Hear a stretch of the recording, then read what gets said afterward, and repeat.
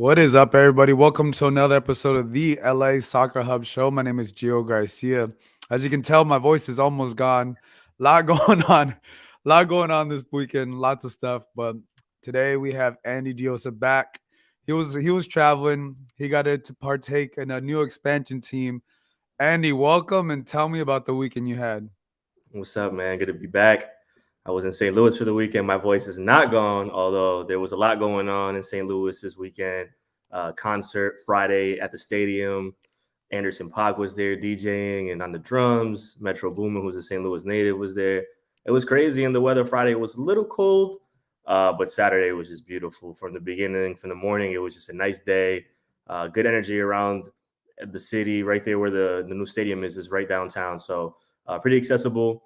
A lot of things around, some bars that people were just kind of out and drinking all day, enjoying the weather. I was staying near the stadium, so I kind of walked around a little bit before in the afternoon and kind of just saw people already out there. Like the games kicked off at what 7:30, and people were out there as early as 2 p.m. just soaking it up, drinking on the streets, which I was surprised that cops were just like, hey, let people walk around with cups and whatnot. So the energy was great, and then the game itself was incredible.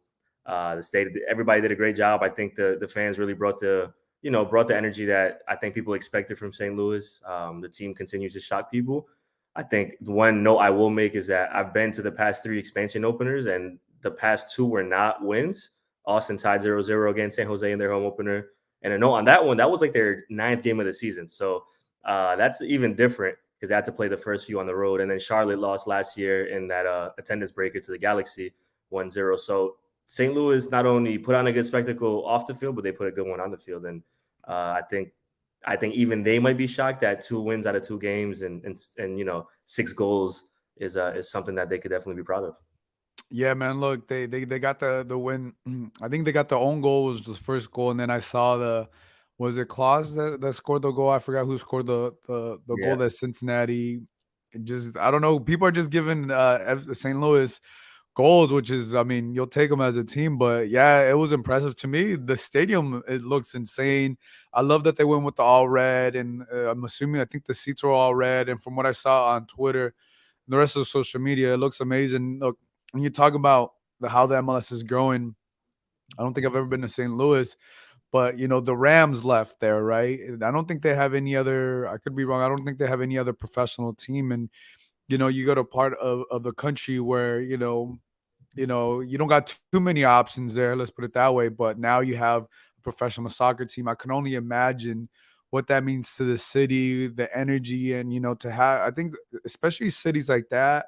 I don't know if St. Louis is considered the Midwest or whatever, but when you have smaller cities like that only have like one or a few professional teams, they tend to go a lot harder for their clubs and for their teams because that's what when you have something that represents you, your city, your background, or whatever. Did you sense that in St. Louis? Yeah, well, the thing is, they have the Cardinals and they have the Blues hockey, and Yeah. they're two teams that I think are pretty well known. The Blues just won the Stanley Cup a few years ago, and the Cardinals are synonymous with Major League Baseball. But the difference is that St. Louis is a city that has always had soccer history from back in the day, dating back to the 50s and things like that. So I think that it's just part of the fabric of the city. This team isn't new per se because they have gone through basically the stages of like U.S. soccer tiers where they're in lower league divisions, but the fan basis was already there. And I think with certain teams that become expansion teams in MLS, like Cincinnati did, you saw that they were gaining that momentum in the USL, and you knew that it was going to translate pretty well in that next stage. So I think as I talked to shout out to the Lulu Games, I got this nice little scarf from the supporters group over Nice.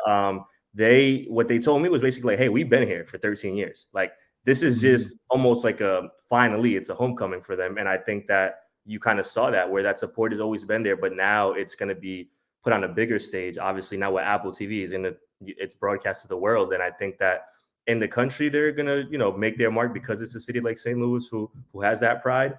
But I think even Don Garber said it, the commissioner at halftime there was like, hey, a lot of cities, we had to kind of bring the game there and sort of create a culture, not necessarily, fabricate it, but kind of teach a little bit to certain cities to, how to kind of navigate. He's like, St. Louis is kind of just like, yo, we're here, we've been here. You don't have to tell us a damn thing about soccer.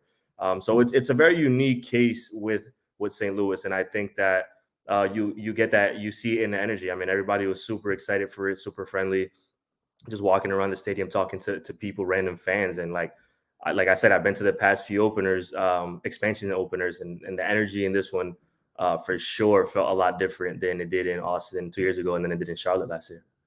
Yeah, to me, it looked insane. It looked awesome, and that's one of those stadiums that it's on my bucket. One of the MLS stadiums that's on my bucket list to check out. How many seats does it say? How many people? What's the capacity in the seating? And what are a few things that you liked about the stadium that you haven't seen at other soccer specific or MLS type stadiums? The sellout was 22,423, I believe, somewhere Okay. around there. So almost 22,000.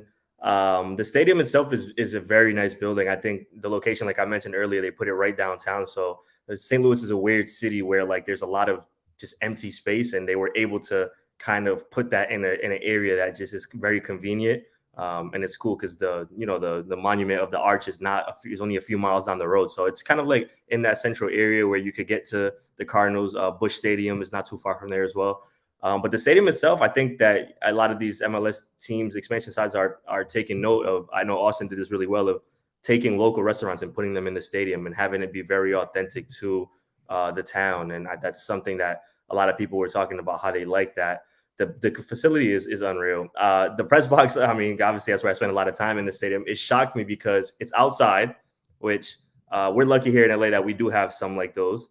But this is like outside under a roof, so like it's just like if the weather's bad, you're covered, but you're kind of, it's almost like you're in the stands in a way.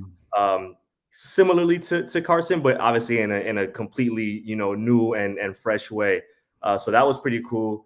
And I think that just the way they built it, right? Like it's the open air, the open corners, the same way that Q2 and Austin has. It's just the noise bounces off that roof incredibly, which is something that these MLS teams have tried to do and replicate that model, and it definitely has worked. And then the thing that gets me is that the facility that they have, the training facility, is right across the street. And It's I think amazing. they might be the only MLS team that has that, especially in a downtown location. It's unreal. Like you could just walk from the stadium to the facility, and I got to go there and check it out, do a tour of that, and it's just like it's all top of the line stuff that fans may not think about or talk about or see. But this is a part of the reason why these players are attracted to come to MLS and come to newer teams, is because they're offering these facilities that you could see teams having overseas in Europe and these bigger clubs around the world. I mean, they have top of the line stuff, and the players are benefiting from that. I think that from talking to players on that St. Louis City team, they're just like, "Yo, we wanted to come here because it's new, obviously, but you could tell that they're very serious. And when you see the project, when you see the facilities, you're automatically taken aback." And I've been saying this to people all weekend. Like I talked to Taylor Twellman at the whole Apple thing up in San Jose in January, and he bigged it up. But he's from St. Louis, so you would expect him to Mhm. be passionate about it. And I'm like, I don't know if it's gonna be as good as he was talking about, because he was, Yeah, yeah, obviously yeah, going reviews. But then you yeah, get there, and you're like, oh man, like it completely makes sense. It's a very nice building, and obviously the newer buildings always have that, I guess, that aura about them. But I think this one yeah. is going to be one that MLS for sure is gonna try to promote as much as possible. No, that's cool, and that's very unique to have also your training facility and then downtown. I think you make good points there too. It's like, look, if your player coming from, let's say, wherever South America, wherever you're coming, and typically, other parts of the world, the teams have been around for years and decades and decades. Some clubs are even 100 years old, right? And the beauty that we have in MLS, right? It's a growing league, but with that, you get newer facility, newer training things, and I think that is very attractive. But obviously, you also got to win and all those things. And I think the way the league is growing, it's really cool, unique. I think one thing I saw also with the Athletic, I think it was Athletic, the guys over at the Athletic, they wrote something about how the expansion teams are kind of getting the gist, right? We had Austin FC, had Charlotte, and now St. Louis. um, I guess the point that they were saying is the newer expansion teams are living up. They're setting like a new standard, right? And I think something and within the MLS, even though I think the older teams have been around for a long time that are not expansion teams, those are the ones that seem to be struggling, and it was it was an interesting point that I saw, and it's very interesting to pick out. And I guess, look, I'm paraphrasing it here, and I think Don Garber was saying that now it's time to focus on tension on the older teams and give them that boost of energy that these expansion teams are missing. Because when something is new, and especially in St. Louis, or you got Charlotte, or Austin, something like that's always exciting, especially if you're on this new wave of MLS. It's completely different than it was back then, right? And I think that's a very interesting topic that now, hopefully, if the MLS shifts its focus over to helping those older teams that maybe been doing things a certain way, now, and how you do it with the new expansion team, and you're seeing, all these different things. I think you got to find a way that the league has to find a way to see, everybody kind of stays at the same level. I don't know. Everybody competes different, but I just thought it was an interesting point. I don't know if you have any thoughts on that. Yeah, it's true. I mean, I think you see teams like the Galaxy, which we'll talk about later, Houston Dynamo, these traditional clubs in MLS, even DC United, which is a weird case because they got a new stadium, so it kind of felt like they got a little bit of a new look, but it didn't really do much for the results. So, yeah, it's 100% true. And like I mentioned, I think that the recruiting part is one side of it. Like you're able to get these coaches with different ideas. They're coming in with a fresh mindset. They're coming in with a different mindset for St. Louis to come into MLS and say we're going to press every team is kind of Mhm. crazy to be an expansion team and say this is what we're going to do, and hopefully it works. Now, granted, we're only talking about 2 games so far, and it has worked, and maybe they'll gas out, maybe things will change as teams get more video and scouting on them, but they're not shy, and I don't think many expansion clubs have been shy about what they want to do. You could look back and go down the list: Charlotte, Austin, Miami, Nashville, LAFC. Like these are all teams that have come into the league.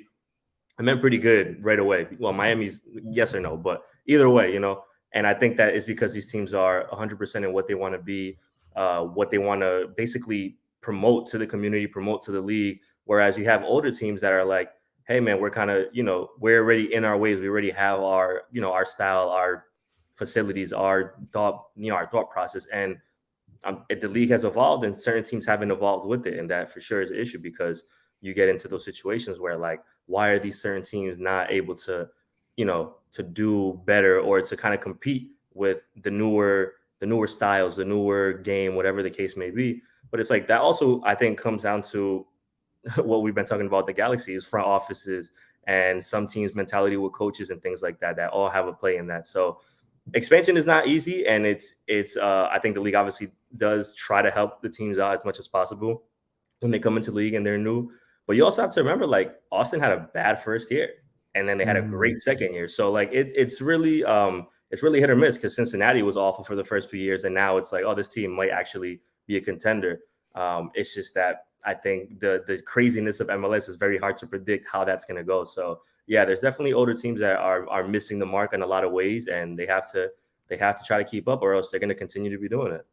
Yeah, yeah, no, very, very interesting thoughts. So we'll see what the league does there and how they're able to, help out those teams. But look, shout out to St. Louis for welcoming the league. They're 2-0 so far. It's still early in the season, but it's very impressive with those 2 wins. Now let's shift the focus over with. I want to first talk about LAFC. I think LAFC. Look, they're obviously they won. They got the home opener. They were able to play at home. They got the ring ceremony, their celebration. It was, I think it was amazing. I think everything that they did was amazing. The historic championship, everything that they did last season was really cool. And I think now that they were able to celebrate after what was it like when they won in November and that historic win, I think to me, they deserved to win. And if we look at the championship ring, I think it's insane. It's amazing. I will go through some of the pictures here on how they, what they got and everything like that. It's really cool how they designed it. The thought process that went into it. Obviously, the colors and everything, and they got the scores on the side and leading up to that. And then I think also a supporter who ended up passing away, they got his name on there.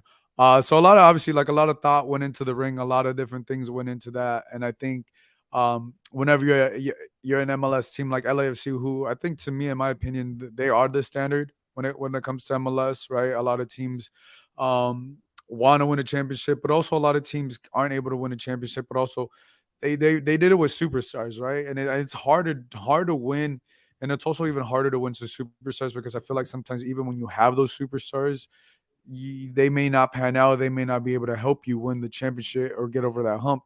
In this case, it worked out for LAFC, and they ended up doing it. They did it in the last second and everything. And I thought when once you saw that emotion and everything, and how they were finally able to celebrate in front of the 3252 and their fans, props to them, man. They because I know they've been working hard. They've been working hard year after year, and it don't mean anything if you don't win a championship. They got a championship under their belt. They got a star. I think it was an amazing feat for them to accomplish, and I know they got so much more, especially for this season because they're competing for a lot of trophies. Tell me of your overall thoughts on the ring ceremony, the ring itself, and everything involved. Yeah, I mean the ring is super clean. I think that it's just the black and gold goes together so well that there's the little details of the rings that that make the ring pop. And obviously all the things you mentioned are great touches. But I go back to the point that we just talked about expansion and how hard it is for some teams. And LAFC seems to obviously be clear. They're definitely clear in their identity, but it seems that they do things the way they want to, because I don't recall, and I might be wrong, but I don't recall other teams having ring ceremonies. I mean, if we go back to just last year when New York City revealed their championship banner, I mean, granted, they play at Yankee Stadium, but I don't know if you remember the Twitter, the jokes that it was like a piece of tissue and a It was little, so small, it was yeah, yeah, it was tiny, so and it small. was it was a quick reveal, and then the game started. I mean, LAFC had this whole ceremony in typical LA fashion, flashy, all of the above, with celebrities in the building, and Gareth Bale was back to get his ring. And Portland was on the field trying to warm up for the damn game while this was going on. It's like it's pretty hilarious to me how that works out. But once again, credit to LAFC for sticking to their guns and doing what they want. I think that the ceremony was cool. I think that if you're a champion, especially and you do it in that fashion, you deserve to celebrate how you want to. And I think that it works because the first game of the season was supposed to be at the Rose Bowl and got canceled, and they wouldn't have done that in that game because they wouldn't reveal the banners. But for it to be that first game at BMO Stadium, for the fans to, it's such a long time since November. I mean, it's been a while since LAFC has been back at that stadium. I think the banners are look great up there where they put them. I think it's a really nice touch. And once again, credit to LAFC for doing it how they wanted to, making it an event. And you said it, they have set this standard. Like other teams, perhaps they'll say, hey, we do not want to have a ring ceremony, or maybe we do now that we've seen LAFC do it. But LAFC has done that with the Supporter Shield when they rolled out the red carpet in 2019. They don't hold back. Like I said, it's a very LA type of celebration. But why not? If you're able to win, if you're able to have success, do what you want, man. Yeah, I love the way they do it. I think you should. Look, this is LA. It's not easy to win championships, and also not just that. Also, when you're in a major city, in a big city, right? For the most part, it's easier for you to attract those athletes. Like we got a Gareth Bell, right? In other sports, we'll name like LeBron James.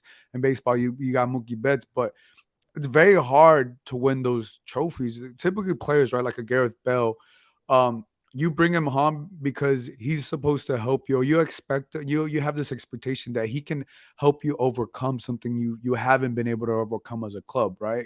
It's never guaranteed, especially in MLS. We can go down the line of big name stars that have come to MLS have not helped their team win a MLS Cup. Look, Gareth Bell, for the most part of the season struggled, but he showed up in the last minute, with the extra time in the MLS Cup, and he did what he was supposed to do, help LAFC win a MLS Cup. We didn't know how he was going to do it. We expected a lot more goals and all these different things, but that was his moment. That's when he did it, and as a club, that's all you can ask for, right? We got you here for a reason. You helped us do that, and I thought it was amazing that that Gareth Bell was able to be there, partake, get his trophy, and be involved, be part of the festivities, even though he's already retired. Because even though it was a short period of time, he's gonna go down in LAFC history because he was part of that special game. He helped them get there, and I think for the most part, that's if you're a club that's with the big name star, that's what you want, right? You want to be able to achieve those things, and for the most part, for most MLS teams, you're not able to do that. right? And another player that I thought that was amazing, who's no longer here, Chicho Rongo. Look, the LAFC 3252, their fan base, their tifo game is always strong. What they did here with this tifo and Carlos Vela, I believe that's Boanga and Chicho, honoring Chicho, who's no longer with the team. I thought that was special and very, very, very smart. And also, I did see Chicho, I think, post about this. What were your thoughts on the tifo? Yeah, I mean LAFC 3252 always knocks it out the park. They're pretty solid when it comes to tifos and organizing stuff like that. And I thought it was great. I mean Chicho was a huge part of LAFC in the time that he was there. Unlike Bale's contributions, but like you said, it doesn't matter. I mean, Bale scored the goal that LAFC needed, and like it's gonna go down in history. It'll forever be a telling a storyline for the franchise, regardless of what preceded it, what was what he did or what he didn't do. Now, had that not happened, we would be having a completely different conversation about Gareth Bale and him coming to LA. But we don't have to have that because of what went down. So yeah, I think it was a great, like I said, I think it was a great job from LAFC. They did it. The stadium looked nice. The fans did a good job with the tifo, and now they could put that behind them and get the ball rolling. But like I mentioned, I think people that either have criticism or things to say is personally out of spite and jealousy because their teams or other teams cannot do that. But B, I think it's just like seeing that LAFC has had that short success so quickly definitely agitates some people. But once again, if you're able to win and if you're able to have success in a short amount of time, celebrate it the way you want to, and then they got, like I said, they got it out the way. Now they could focus on the season, CONCACAF Champions League, and all the 70 other thousand trophies they're gonna try to play for this season. Yeah, yeah, no, no, you're right on that, and just so many things about this club, and you and I watching up close. I think we got to see, obviously, we just get to see differences. Obviously, you going to going around the MLS and checking out other clubs too.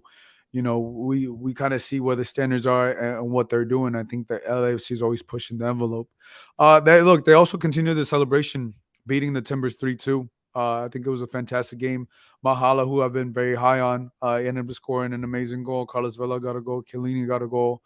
It was impressive all around. The game, they finished the celebrations off with the dub. Any thoughts on the game? Anything that you liked that stood out for you? Yeah, I think I was impressed that LAFC looked that good that quickly.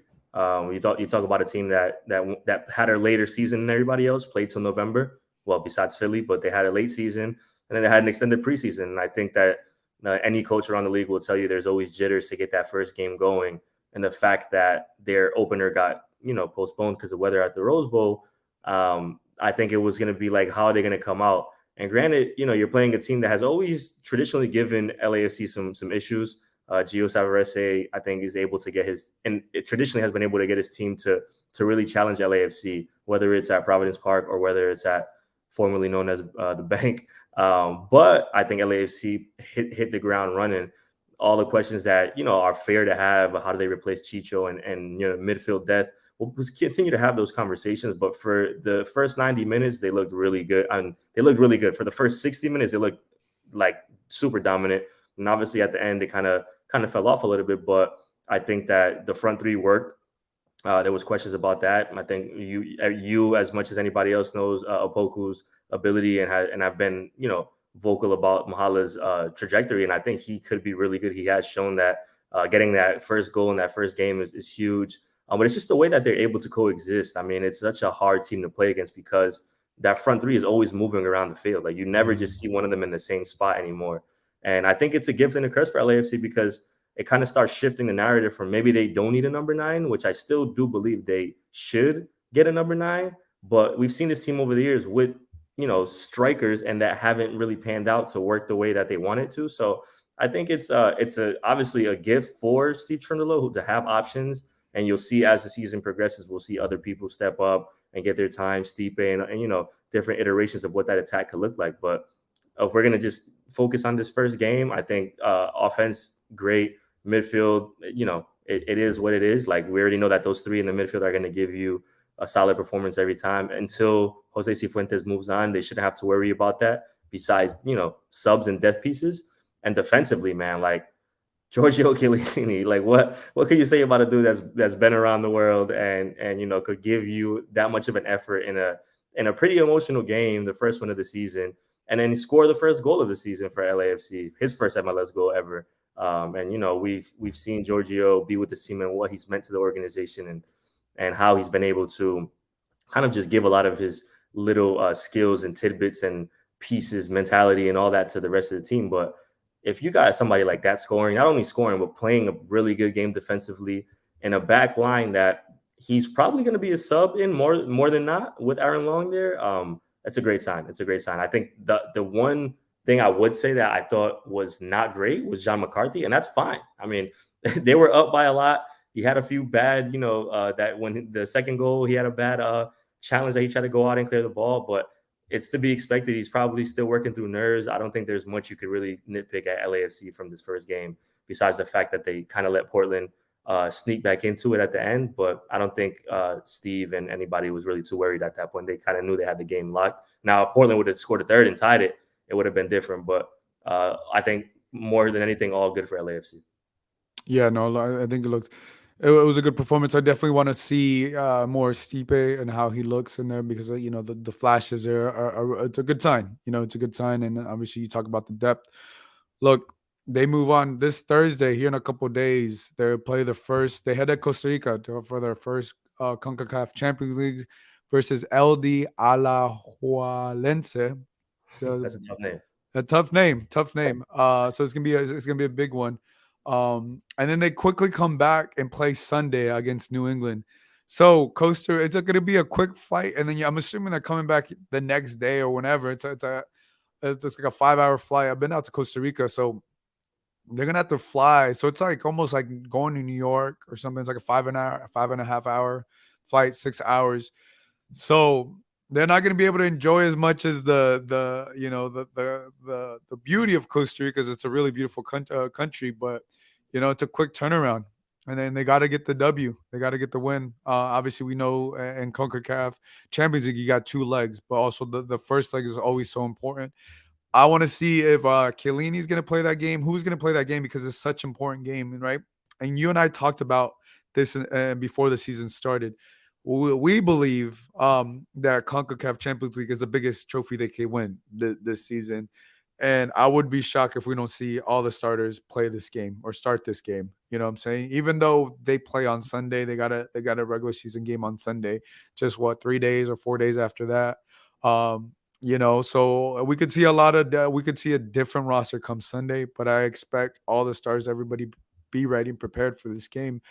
Because these games are going to come quick. And I think, was it the fifth? And then they play the second round. They play, what was it? 2 days later. It's later next week. Yeah. Yeah. It's like, what was it? The 15th? Is that when they play? It's a few days after the Revs game. Yeah. So it's like these games are coming quick. So yeah, it's like, I think you mentioned, you bring up a good point. Obviously, you want to put your best foot forward in an international tournament. The travel, goes a long way. But we talked about how much has Steve said we're going to try to go and win everything, and they're not going to say, oh, we're prioritizing one over the other. Of course, yeah. But of course, he's already thinking, and it seems like a typical LAFC fashion. The opening game went the perfect way for them, where they had this big lead, and they were like, all right, let's make these subs, get some rest for some of these players, and get some of these newer players on the field. Now, what is interesting about this situation is, say they go to Costa Rica and they don't win, or they get a draw. Now that second leg becomes, daunting, because you're talking about a single elimination tournament. Like they don't have any room for errors. So that Revs game becomes pretty irrelevant in the grand scheme of things, especially because it's so quick and packed in the middle. But, if you're able to get down to Costa Rica and get a good foot forward, then you're like, all right, maybe we could go and give this Revs team a good run. But hey, we're talking about a Revs team that is 2-0. They looked progressively better this past weekend against Houston. Granted, it is Houston. A Latif Blessing homecoming. There's storylines there, but Bruce Arena is going to have that team ready to come to LA and play. So LAFC for sure needs to. They'll definitely rotate the squad and see what their best iteration of that 11 could be. I would assume Aaron Long gets the start down there, but it's going to be, like you said, it's coming quickly, and they're going to have to really, really see how they can manage this, which is fun, because you don't know what this is. I think when you see the true test for the coaches, right? Like, obviously this first year they knocked it out the park with Steve Cherundolo, and and Mark Dos Santos and Ante and everybody that's there. But now is when things are going to start getting super hectic, and you're going to see, what this coaching staff could come up with. So I'm excited, but I think they and that team in Costa Rica is playing really well at the moment.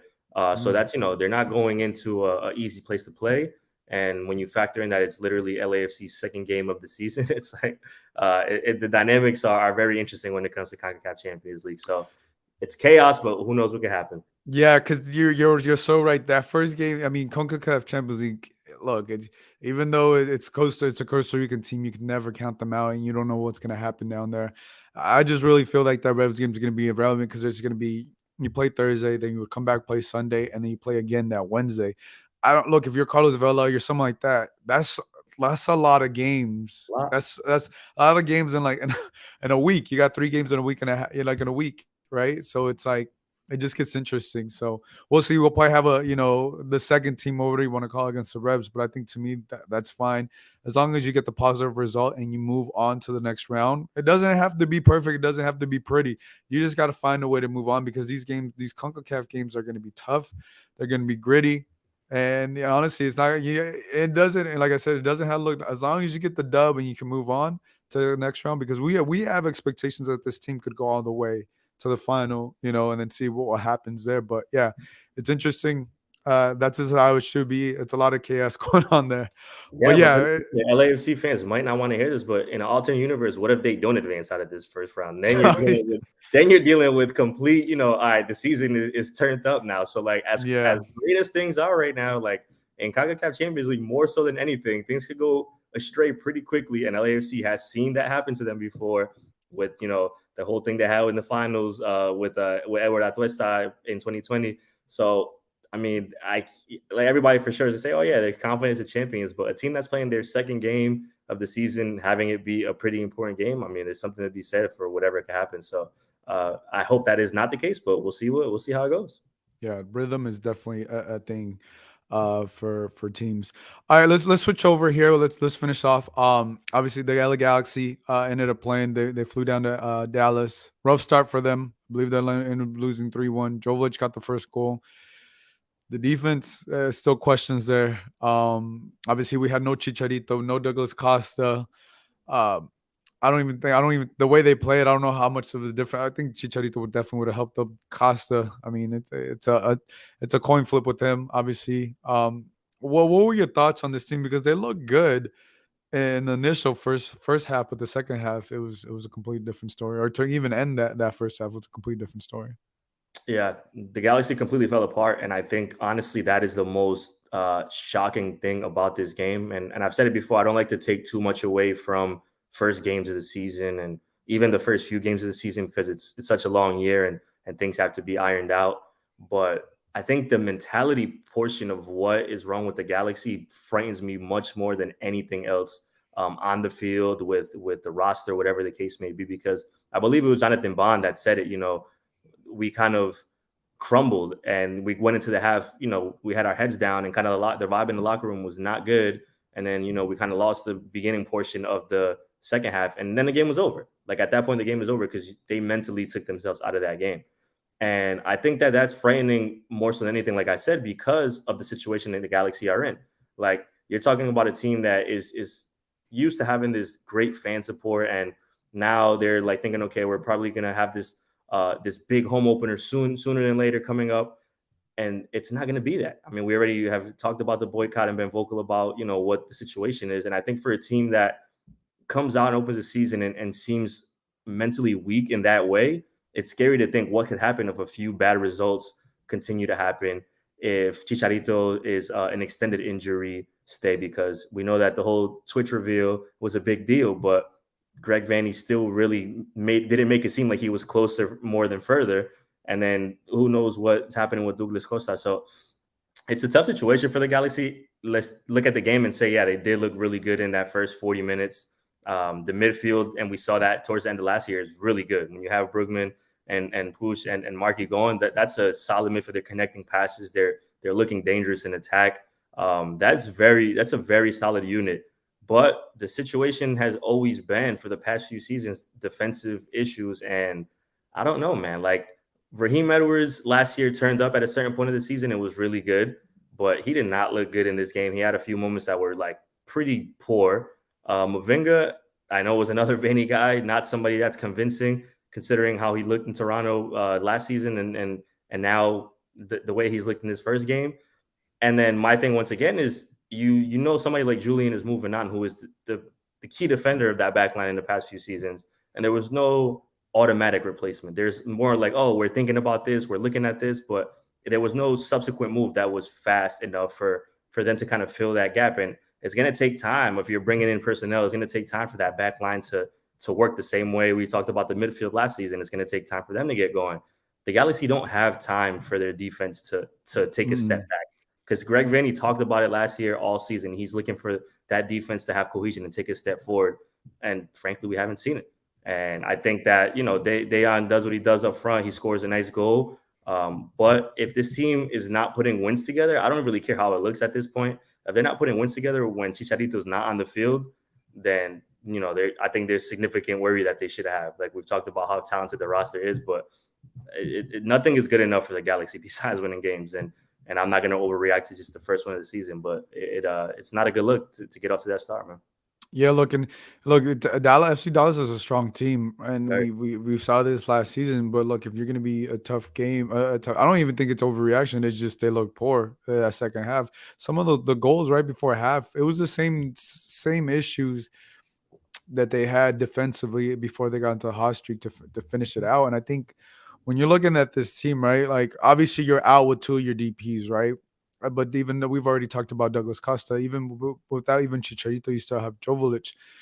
And the thing you're right, right? It's like they didn't. I know they got the guy from Fluminense, but he's still going through the visa process, all these different things. Even when you bring all these international players, you got to get them here because of the visa process. You got to be able to adjust them to how you play and all these different things. That's going to take about a month or two. Like well, you should have, like you mentioned, it almost seems like they weren't sure about June or whatever, but like to me, there's certain players that you kind of see are probably on in their last year because they're either young and they have talent to move on, or they're older and they're either in their final year or whatever. You got to look ahead.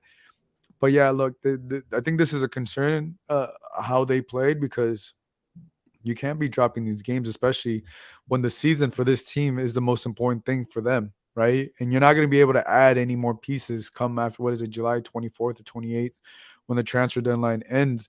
And I think you expect them to play a lot better defensively, right? Look, say, hey, if we lose, but I think a lot of those were mistakes that they committed to themselves. It's different if a team scores a banger or scores a goal that you're like, all right, it is what it is. That was an amazing goal. It is what it is. You take it on the chin. That's what it is. But with this team, you're just like, it kind of is like repeating the same story, right? And Exactly. it's Exactly. repeating the same story. And I think, and then what I'm noticing a lot, what I see from fans, obviously online, uh, I think, I don't know, like I wouldn't be surprised if fans, if they don't have a good season, if Greg Vandy doesn't have a good season, I wouldn't you won't be. I know we keep seeing the decline out, but I've already seen, people are asking for Vanny. They're looking at Vanny, and he is the head coach. And I think, look, with the roster he has, I know he's been he he's gone back and forth about wanting to play two forwards, right, or everything like that. But I think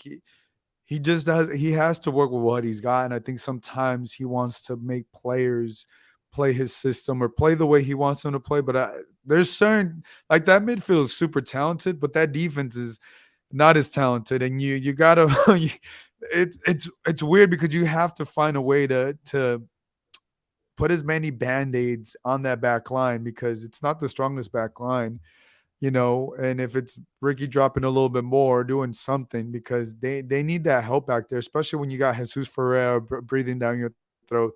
You got Pariola breathing down your throat. And the goals that they scored were, some of those were like just not contested. I think Jesus Ferreira's like second goal was just, It he was just just kind of they were just walked it running in behind the there. line. They were Yeah, just running. it was like a training ground goal. Like Yeah. it was like a training ground. I'm like, what is going on here? Like that is not. And even though it's the first game of the season, this is a professional club. These are professional teams. You should not be getting scored on. Right. But with on a goal like that, like I mean, I think that's what's concerning. And if Greg Andy can't get these guys moving in the right direction. I've already see people, wanting. I don't think I think it's too early to say that, but I don't think if he doesn't have a solid performance, then I think it's very fair to criticize at the end of the season if he is the right guy. Look, you're gonna have a lot more turnover. Like I think he's a very talented coach, and we know MLS season is a very long season, but they're only gonna go so far with that defense, and you can't be giving up those easy goals like that. No, and to your point, you like Dallas is probably one of the better attacking teams in MLS. So sure, like they have a lot of weapons that they throw at you, but they were throwing him right at the Galaxy, and it was like every time I looked at the game, the back line was all over the field, non-existent. It looked like a little kid's like rec pickup. I'm like, where's the structure of that defense? And it's because of what you said, those mistakes. They're a team that Vanny wants to own possession, and that's great. And when they do it, they look really good in certain aspects. But when you're a team that wants to dominate possession like that, the problem is how do you react when you lose the ball? And Yeah, the they're not good. counterattack. Yeah, And they just crumble too quickly. And that's the problem. Like you said, it's the same old story, the same story you've been having for the same conversation we've been having for the past few seasons is defensively there needs to be more cohesion. Greg has said this over and over in countless amount of interviews and many times. And it's like, where is it? I mean, it didn't happen last yeah, year. It's not going to happen this year. And sure, Sega wasn't there, but I'm not even as confident in him as others may be. For sure, he's a guy that Greg Vinny has a lot of confidence in. But it needs to get picked up. It needs to get picked up quick because at the end of the day, the Galaxy could be as talented as they want to be on the offensive side of the ball. Teams in MLS will not have success if they're defensively not sound, and that's a big reason to why LAFC was able to have success last year. Sarandolo came in, and the first thing he said was, "I want to change the way this team defends," and he yep, changed the way the team defended, and that led to them being a juggernaut. And it's really that simple. So yeah, it's like you said, it's early, but it's a quick punch, and look at the next few games. They have Sporting KC on the road, not yep. the toughest opponent, also not an easy building to win in. They finally have that home opener in 2 weeks. It's Vancouver, a game you should win. But like I said, if they're coming into the game with 2 losses and fans already mad, who knows how emotionally that turns into. And then they close the month against Portland, who has not looked good in 2 games so far, but is a team that could always be dangerous. So I mean, we always say with MLS, it doesn't really get easier. It only gets tougher. So, yeah, it's a tough start for the Galaxy, but at least they do have those first 40 minutes to kind of build on and say, hey, we came out strong. We need to kind of continue this. But like I mentioned earlier, man, mentally, I need to see them be tough because if they're not mentally tough in a season that already has a lot of doubt and a lot of pressure, this could get Yeah. bad really quick. Yeah, and the main thing on this too, look what we talked about when it comes to the Galaxy is look, they need to play well. The Galaxy have to play well because they already don't got the support, or some. I don't want to say they don't, but because of the boycott, right? Right. You would have to play as best you can to get those people that may be on the edge, like maybe I won't boycott because they're playing, they're balling out. That's quickly to change. But if you play like you just did this weekend, that's not going to change no one's mind. That's going to want to continue the boycott. You could have I know Ricky went out on social media asking for the fan support, but the fans are not going to show up if you play like that. Look, I'm not saying that the defense is on Ricky's fault or anything like that. It, it was just two of those goals were mental mistakes, and it's not going to change the perception of what the fans have currently about their own fans have currently about this club. If you play like that, if everybody doesn't play as hard as you're supposed to play, or if you're giving up those type of goals, you're not going to change any of your fans that are on the 50-50 side about going to support you. That's just my personal opinion because why would you go and pay your own money, whatever, spend, go buy a $10-20 beer just to watch them play like that? It's different when you're actually balling and you're giving your all, and it's different like that, And I think those are mistakes that they're on in my opinion, and this is not the players' fault, this is not the coach's fault, this is more of the front office and Chris Klein's fault. Because I think to me, with the fans, they're on a such thin leash that they have to play great. They almost kind of have to win. If you don't win, you can't lose like you did this weekend. In my opinion, you just can't. You can lose, but you can't lose by giving those training ground goals. You can lose in a different way, but the way they lost this weekend, I don't think it's going to change any perception. I could be wrong, but I don't think it's going to change any perception of those fans that are going to continue that boycott.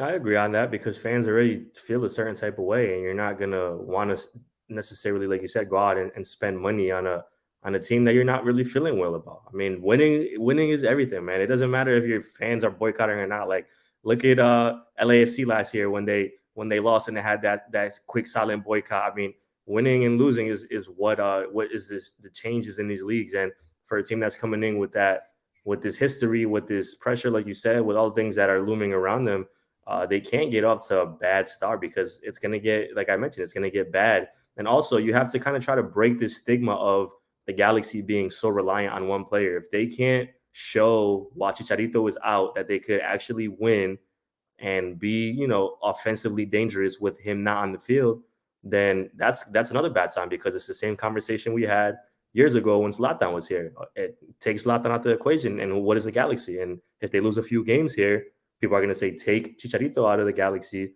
and what do you have besides a really good midfield and teams that can't win? I mean, it's great if they play well, but at the end of the day, a few great Ricky passes and a few great Dejan goals, like it's not going to change anything if the results are not there in the win column. So I mean, like I look at the schedule and I say, it's early and things to get going here, but they unfortunately do not have too much room for error, and that's kind of Mhm. scary because that's why I mentioned the mental aspect because that goes down south quick, and then you're trying to maybe potentially rush back players that are not fully fit, or you're trying to trying to change things super fast in a, I guess, a frantic way, and that's when things start getting tough. So yeah, it's a tough start, like I mentioned, but we'll see. I think I definitely have confidence in Greg Vanney and in his ability to kind of lead this team. But I still think he's been trying to figure out for a few seasons defensively what's the best options for him, and losing Julian does not help that. So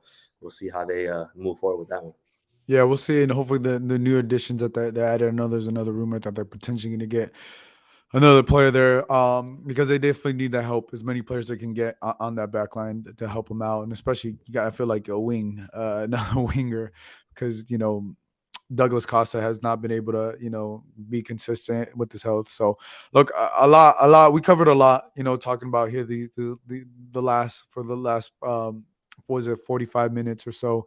But yeah, Andy, my brother, I want to appreciate you for hopping on, telling us about your experience in St. Louis and all the expansion stuff, everything that we covered. Any last words? No, no, I'm excited. I'm excited for Champions League. Obviously, see how AFC looks, and we mentioned it before, man. Like it's sometimes it's good for us to have a team that is kind of shaky in moments and have a lot going on because there's not a shortage of content and things that we could talk about. Obviously, for our friends at the Galaxy, we hope that they don't have a bad season, but it's going to be an interesting year all year with the Galaxy. That's without a Yeah, doubt. it So is. I am Yeah. excited to see how this works, how this pans out, whether it's in a good direction or whether it's in a bad direction. And then, of course, welcome the New England Revolution to LA. Yeah, well, there you have it, guys. Well, I appreciate you guys for everybody hopping on.